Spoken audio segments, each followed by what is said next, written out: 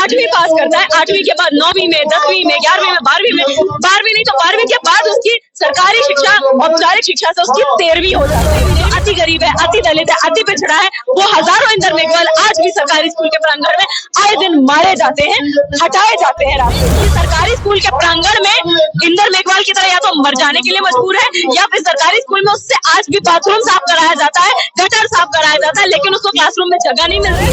सबसे पहले तो छात्रों को न क्लास मिलती, न लाइब्रेरी मिलती। अभी हमने हाल ही में देखा है दिल्ली यूनिवर्सिटी के अंदर ओपन लर्निंग के छात्र खुले में टेंट में बैठकर एग्जाम दे रहे थे। One nation one education system से किसको डर लगता है?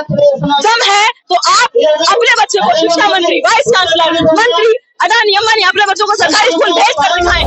ये हमारी जो नई शिक्षा नीति 2020 है, वो युवाओं को शिक्षा में दाखिला देने के बजाय उनकी बेदखली का और ज्यादा बेदखली का रास्ता साफ करती है। सटीक खबरों का सीधा असर। आप देख रहे हैं एनसीआर समाचार। नमस्कार, आपके साथ कृष्णा मंगवाना और आप देख रहे हैं एनसीआर समाचार। इस वक्त मैं जंतर मंतर में मौजूद हूँ। यहाँ पर आप देख सकते हैं जिस तरीके से धरना प्रदर्शन हो रहा है। दरअसल यहाँ पर न्यू एजुकेशन पॉलिसी को लेकर मांग की जा रही है, विरोध किया जा रहा है कि इसको सरकार जल्द से जल्द खारिज करे। यहाँ पर कुछ स्टूडेंट्स हैं, इनसे जानने की कोशिश करेंगे आखिरकार न्यू एजुकेशन पॉलिसी में ऐसी क्या खामी है। पहले न्यू एजुकेशन पॉलिसी को क्यों खारिज करने के लिए मांग कर रहे हैं? देखिए, सबसे पहली बात तो ये है कि देश में जो शिक्षा की दिशा और दशा होनी चाहिए थी, वो ये होनी चाहिए थी कि सरकारी औपचारिक शिक्षा को और बढ़ावा मिलता, देश के युवा को सबसे पहले तो फॉर्मल मोड एजुकेशन में उसका एनरोलमेंट बढ़ाया जाता। ये हमारी जो नई शिक्षा नीति 2020 है, वो युवाओं को शिक्षा में दाखिला देने के बजाय उनकी बेदखली का और ज्यादा बेदखली का रास्ता साफ करती है। हमारे देश में पहले से ही एक दोहरी शिक्षा नीति मौजूद है, जहाँ पर अमीर का बच्चा प्राइवेट स्कूल जाता है, गरीब का बच्चा सरकारी स्कूल जाता है, और गरीबों में भी जो अति गरीब है, अति दलित है, अति पिछड़ा है, वो हजारों इंदर मेघवाल आज भी सरकारी स्कूल के प्रांगण में आए दिन मारे जाते हैं, हटाए जाते हैं रास्ते से। तो आज हम जब देख रहे हैं कि ऐसे एक माहौल में जहाँ पर हमने देखा है आपदा के समय में अवसर खोजकर 2020 में नई शिक्षा नीति लाई गई, उसके आज हम कई परिणाम हमारे सामने देख चुके हैं। इस देश में देश का बहुसंख्यक युवा 8वीं तक में सरकारी स्कूल में सिर्फ इसलिए पहुंच पा रहा है कि हमारे देश में जो राइट टू एजुकेशन कहने को आजादी जब आई थी, जो आजादी हमारे बीच जो तथाकथित आजादी आई थी 47 में आना चाहिए था, 60 साल लगाकर 2009 में एक राइट टू एजुकेशन आता है। वो चलता कब तक है? केवल 8वीं तक मायने रखता है, जिसके कारण इस देश में पहले से ही कितने युवाओं की माएं, बहनें, भाई नहीं पढ़ पाए हैं और आज वो गरीबी की बेड़ियों में फंसे हुए हैं। आज आप अगर देखेंगे तो जो हिस्सा 8वीं पास करता है, 8वीं के बाद 9वीं में, 10वीं में, 11वीं में, 12वीं में, 12वीं नहीं तो 12वीं के बाद उसकी सरकारी शिक्षा, औपचारिक शिक्षा से उसकी 13वीं हो जाती है। 13वीं समझते हैं आप? फ्री शिक्षा दे रहे हैं, सब कुछ फ्री कर रहे हैं और गरीबों की बात करें, गरीब को सबसे ज्यादा अमीर बनाया जा रहा है देश में। गरीब इतना ज्यादा अमीर है इस देश में कि सरकारी स्कूल के प्रांगण में इंदर मेघवाल की तरह या तो मर जाने के लिए मजबूर है, या फिर सरकारी स्कूल में उससे आज भी बाथरूम साफ कराया जाता है, गटर साफ कराया जाता है, लेकिन उसको क्लासरूम में जगह नहीं मिलती है। इस देश में हालात ये है कि बहुसंख्यक युवा पत्राचार माध्यम में ढकेला जा रहा है। 8वीं के बाद आप एक बात बताइए, कौन से शिक्षा मंत्री, कौन से नेता, कौन से पूंजीपति का बच्चा पत्राचार माध्यम में पढ़ता है? हम आज ये पूछना चाहते हैं। और ये पत्राचार माध्यम किसके लिए बनाया गया है? हमारी सरकारें कहती है कि ग्रॉस एनरोलमेंट रेशियो बढ़ रहा है। आप देखिए, ग्रॉस एनरोलमेंट रेशियो ज्यादातर दलितों के बच्चे, आदिवासियों के बच्चे, पिछड़ों के बच्चों को ढकेला जा रहा है पत्राचार माध्यम में। 2.5% का ग्रॉस एनरोलमेंट रेशियो बढ़ा है। 2010 से 18 के बीच का डेटा उठाकर देख लीजिए, एससी कम्युनिटी और एसटी कम्युनिटी के जो युवा है, छात्र हैं, उनका 248% और 172% में वृद्धि हुई उनके एनरोलमेंट में पत्राचार माध्यम में। इन सरकारी यूनिवर्सिटीज के अंदर सरकारी स्कूल के छात्र का, जिसका पहला अधिकार होना चाहिए एडमिशन लेने का, उसकी 12वीं के बाद 13वीं हो जाती है। पत्राचार माध्यम का मतलब समझते हैं आप? Private mode. ये नई शिक्षा नीति 2020 के आने के पहले से हमारे समाज में मौजूद है। समझ रहे हैं आप? युवा ये शिकायत न कर पाए कि 12वीं के बाद हमें कहीं दाखिला नहीं मिला, इसलिए आपने छोटे छोटे दुकानें खोल दी है एक तरीके से शिक्षा की, जहाँ पर शिक्षा का बाजारीकरण खुले तौर पर हो रहा है। आप क्या कहना चाहते हैं? वहाँ पर क्या सिखाया जा रहा है? सबसे पहले तो छात्रों को न क्लास मिलती, न लाइब्रेरी मिलती। अभी हमने हाल ही में देखा है दिल्ली यूनिवर्सिटी के अंदर ओपन लर्निंग के छात्र खुले में टेंट में बैठकर एग्जाम दे रहे थे। इतना मजबूर किया जा रहा था छात्रों को, क्लास नहीं, लाइब्रेरी नहीं, मटेरियल नहीं, और एग्जाम भी खुले में टेंट में बिठाकर दिलाया जा रहा था। तो ऐसा क्यों हो पा रहा है? ये शिक्षा में शैक्षिक नस्ल भेद का सबसे बड़ा उदाहरण हमारे सामने मौजूद है।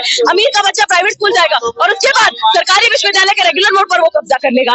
अभिजात तबका 1% से भी कम इस देश का रेगुलर मोड तक पहुंच पाता है और बहुसंख्यक युवा गरीब घरानों से, दलित घरानों से, पिछड़े घरानों से मजबूर हो जाता है कि 12वीं तक अगर किसी तरह से तलवे घिसकर पहुंच भी गया है तो 12वीं के बाद उसको धक्के मार कर पत्राचार में घुसेड़ दिया जाता है। क्यों?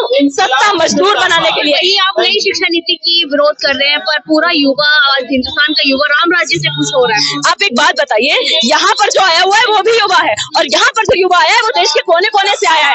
आपको बता देती हूँ, युवाओं में से एक छोटे से हिस्से को आप शिक्षा के भगवाकरण के स्मोक स्क्रीन में पर्दा लगाकर उनको अपनी भड़कावे की राजनीति में मोहरा बना लेंगे, उसका मतलब ये नहीं हो जाएगा कि देश का बहुसंख्यक युवा जो है वो शिक्षा नहीं चाहता है। आप जाके जो भगवा झंडा भी लेकर घूम रहे हैं उनसे भी पूछ लीजिए कि क्या आपको केजी से लेकर पीजी तक समान शिक्षा, बराबर शिक्षा, बेहतर शिक्षा चाहिए, वो भी मना नहीं कर पाएंगे। क्योंकि देश का हर युवा किसी धर्म को मानता हो, किसी पॉलिटिकल पार्टी को मानता हो, वो चाहता है कि केजी किंडरगार्टन से लेकर पीजी पोस्ट ग्रेजुएशन तक उसको सरकारी शिक्षा, समान शिक्षा मिले। तो हमारी ये डिमांड है, वन नेशन वन इलेक्शन। हमारी सरकारें चिल्लाती रहती हैं one nation one education system से, किसको डर लगता है?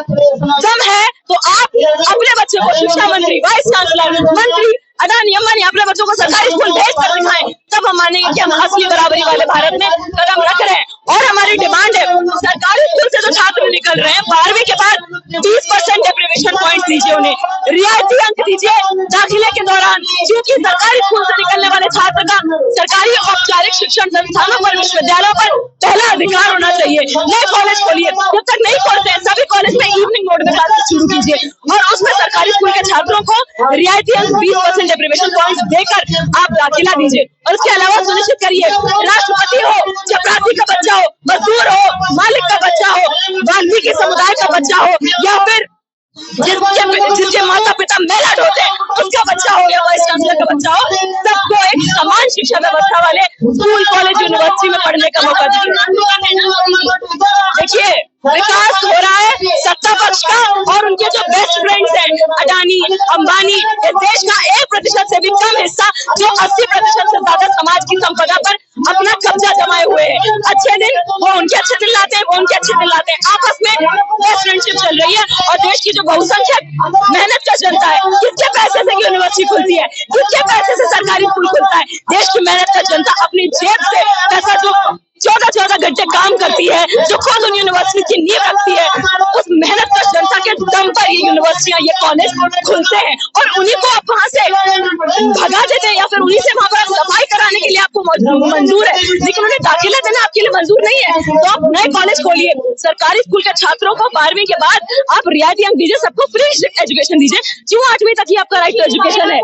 आप एक बात बताइए, आपको किसको डर लगता है युवा को समान शिक्षा, राइट टू एजुकेशन देने से? केवल 8वीं तक हमारे पास राइट टू एजुकेशन है, उसका एक बहुत ही बड़ा हमारे सामने डेटा मौजूद है कि बहुत बड़ी संख्या में SC, ST, पिछड़े समुदाय के गरीब छात्र वहां ड्रॉप आउट हो जाते हैं, 8वीं के बाद मजबूर हो जाते हैं ड्रॉप आउट होने के लिए। और ये जो बाल मजदूरी हमारे आस पड़ोस मौजूद है, अलग अलग फैक्ट्रीज में, इंडस्ट्रीज में, कोई इसका नतीजा कि युवा को शिक्षा नहीं मिल रही है। तो यहाँ से हमारी यही डिमांड है, KG से लेकर PG तक सभी युवाओं को समान शिक्षा, सरकारी शिक्षा, औपचारिक शिक्षा दिलाई जाए और सरकारी स्कूल के छात्रों को 20% रियायती अंक दिए जाए 12वीं के बाद हायर एजुकेशन में दाखिले के दौरान। बार विरोध कर चुके हैं NEP का, पर अब तक सरकार को नहीं सुन रही है। देखिए, आज जो भी हमारे पास अधिकार है 8वीं तक राइट टू एजुकेशन का, स्कूल में पढ़ पाने का या कहीं पर भी पढ़ पाने का, ये इस देश की मेहनत का जनता ने लड़कर अधिकार जीते हैं। हम सावित्री की संतान हैं, हम फातिमा शेख की संतान है, हम फूले की संतान है, हम अय्यन अली की संतान है और उनके संघर्षों की जो विरासत है उसके दम पर हम आज पढ़ पा रहे हैं। लेकिन त्रासदी ये है कि आज भी हमारे देश में कई एकलव्य, कई शंभू कैसे जिनका वध कहने को राम राज्य का उद्घोष हो गया है, लेकिन हजारों कितने करोड़ों शंभुकों का वध आए दिन हो रहा है, आए दिन उनको मारा जा रहा है, उनको बेदखल किया जा रहा है शिक्षा व्यवस्था से। इसलिए यहाँ पर युवा मजबूर है कि स्कूल, यूनिवर्सिटी जा पाने के बजाय हमें यहाँ पर संसद मार्ग पर देश के कोने कोने से आकर अपनी बात रखनी पड़ रही है। बाकी युवाओं से अपील है जो रेगुलर कॉलेज तक पहुंच गए, आपके विशेषाधिकार तभी बने रह पाएंगे जब आप इस संघर्ष में साथ आए कि वो सभी के समान अधिकार बन जाए। तो संघर्ष से जुड़िए। प्रधानमंत्री की गारंटी चल रही है, तो शिक्षा नीति पे भी तो उन्हीं की गारंटी है ना। शिक्षा देखिए, प्रधानमंत्री जी की जो गारंटी है वो ऐसी है कि खुद तो वो कहते हैं कि वो एसओएल से पढ़े हैं, अगर मैं गलत नहीं कह रही हूँ।